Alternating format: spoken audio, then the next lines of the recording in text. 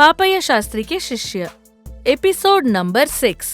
पूरे गांव में त्योहार का माहौल था और इसकी वजह गांव के रईस मार्तांड वर्मा की बेटी की शादी। बाजू वाले गांव के लक्ष्मी नरसिम्हा मंदिर में शादी थी। सब लोग उधर ही जा रहे थे। इस जश्न को देखकर नंदा, आनंदा, तब वीरानंदा को भी उधर जाने का आश लगता है। पापैया शास्त्री अपने दोपहर का खाना खा के आराम कुर्सी पे बैठ के कुछ रागों को गुनगुना रहे थे। एक चतुर नारी कर सिंगार। ऐसे गाना गाते समय तीनों एक के पीछे एक उधर आ जाते हैं और गुरुजी के सामने बैठ जाते हैं। अरे शादियाँ तो स्वर्ग में निश्चय होते हैं, पता है? तो फिर दुनिया में होने वाली शादी दूसरी होती है। ऐसे पापैया शास्त्री सुने ऐसे बात कर रहे थे। गुरुजी का ध्यान उधर नहीं था और उन्होंने कुछ भी नहीं सुना। अरे कल का गाना याद है ना? ऐसे हर रोज की तरह उनसे पूछे।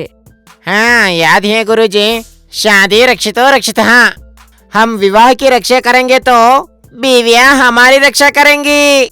बोलकर अजीब सा चेहरा बना लिया। पापैया शास्त्री इन बातों को सुनकर पापैया शास्त्री के सर घूमने लगता है। विवाह के बारे में क्यों बात करता है रे? धर्मो रक्षति रक्षितः, इसका मतलब है हम धर्म की रक्षा करेंगे तो धर्म हमारी रक्षा करेगा। ऐसे ही बोलते हैं। इसे सुनकर वीरानंदा अपने जीभ चबाकर क्षमा करिए गुरुजी, जल्दबाज में कह दिया, क्षमा कीजिए। ये बोलकर अजीब सा चेहरा बना लिया। पापैया शास्त्री सच समझकर बिल्कुल चुप हो जाते हैं। अरे पानी का मतलब पता है? पानी के बारे में मुझे क्यों नहीं पता? शादी में खाना परोसते समय पानी देते हैं ना? हाँ पता है, शादी में गाना बजाना सब होता है। हाँ रे, मैंने भी देखा है। ऐसे ही हर बात को शादी से जुड़ के बता रहे थे और पापैया शास्त्री इसे गौर से सुन रहे थे। क्या हुआ? आप लोग विवाह के बारे में ही बात कर रहे हैं? क्या समाचार है? आप लोगों को प्यार व्यार हो गया है क्या? उनके बातें सुनकर तीनों डगमगा जाते हैं। अरे ऐसे कुछ नहीं है गुरुजी, हमारे साहूकार मार्तांड वर्मा की बेटी की शादी है ना, सब जा रहे हैं, हमने भी जाने का सोचा है। ऐसे टटोलते टटोलते बोल दिया। इसे सुनकर पापैया शास्त्री जोर से हंस पड़े। उन तीनों को पता ही नहीं चला आखिर गुरुजी ने क्यों हंस पड़े। अरे सुनो, वो साहूकार हमारे जान पहचान वाला है। मैं अब तीनों को खुद भेजने की सोच रहा हूँ। ऐसे बोलते ही तीनों शर्म से पानी पानी हो गए। वो तीनों शाम को अच्छी तरह से तैयार होके बाजू वाले गांव में चले गए। शादी में बादाम पूरी परोसा गया। उस बादाम पूरी का स्वाद बहुत मीठा और स्वादिष्ट था। उन तीनों को वो बादाम पूरी बहुत पसंद आया। अरे ये तो बहुत स्वादिष्ट है।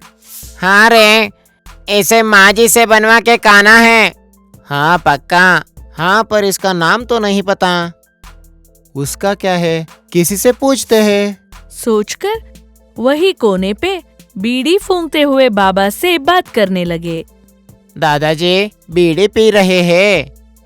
नहीं, मैं राजा की महल को लूटने की सोच रहा हूँ। इसे सुनकर तीनों बहुत डगमगा जाते हैं। अरे आपके गुस्से के वजह से मैं थोड़ा मजाक कर रहा था। अभी आप लोगों को क्या चाहिए? ऐसे पूछने पर तीनों ही उस बादाम पूरी को दिखाकर इसका नाम क्या है? ऐसे पूछने पर क्या आपको इसका नाम नहीं पता? कौन से ग्रह से आए हो?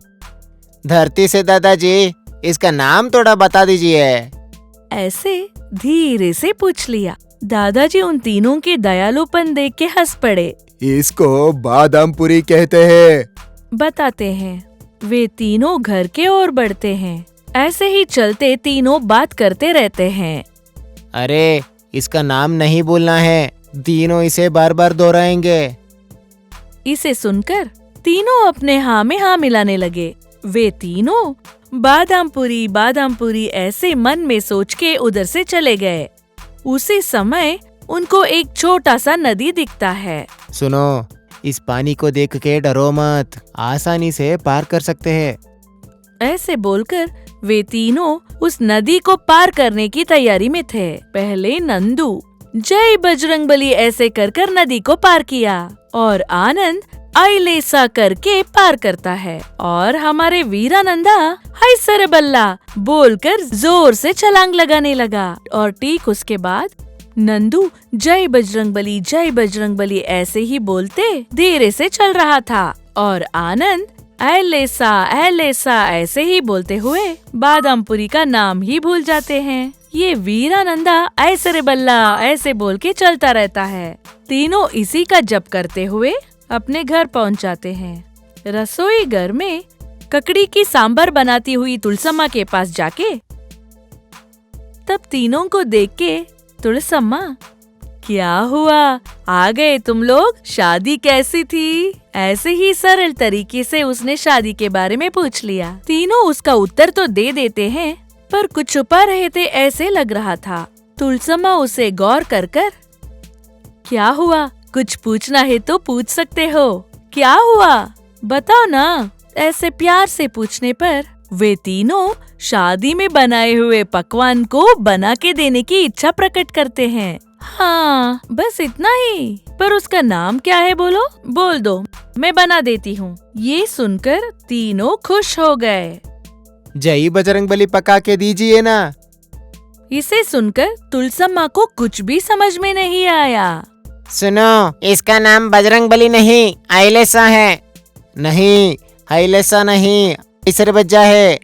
ऐसे तीनों मिलकर कुछ अलग अलग बता रहे थे। तुलसम्मा को कुछ भी समझ में नहीं आया। झूठ मत बोलो, उसका नाम आइलेसा है। क्या बोलते हो, आइसरबज्जा है। बजरंगबली है। ऐसे बोल के तीनों आपस में लड़ते हैं और फिर उसके बाद ये झगड़ा हाथापाई में बदल जाता है। तीनों एक दूसरे के ऊपर हाथ उठाते हैं। रुक जाइए, ऐसे बोलते हुए तुलसम्मा को भी अनसुना कर दिया। लड़ते ही गए। तभी पापैया शास्त्री को वहाँ पर आते हुए देखकर, अरे वो बुद्धू लोग क्या कर रहे हो? ऐसे गुस्से से पूछने पर वे तीनों एकदम शांत हो जाते हैं। हुआ क्या है बताइए। ऐसे पूछने पर तीनों ही जो हुआ वो सब बता देते हैं। इतनी सी बात, इसके लिए लड़ते हैं क्या? आप लोगों की मुंह तो बादामपुरी जैसा है। इसे सुनकर तीनों भी, हम भी उसी के बारे में बात कर रहे थे। तीनों मिलकर चिल्लाते हैं। तब जाकर पापैया शास्त्री को उसके बारे में पता चल जाता है।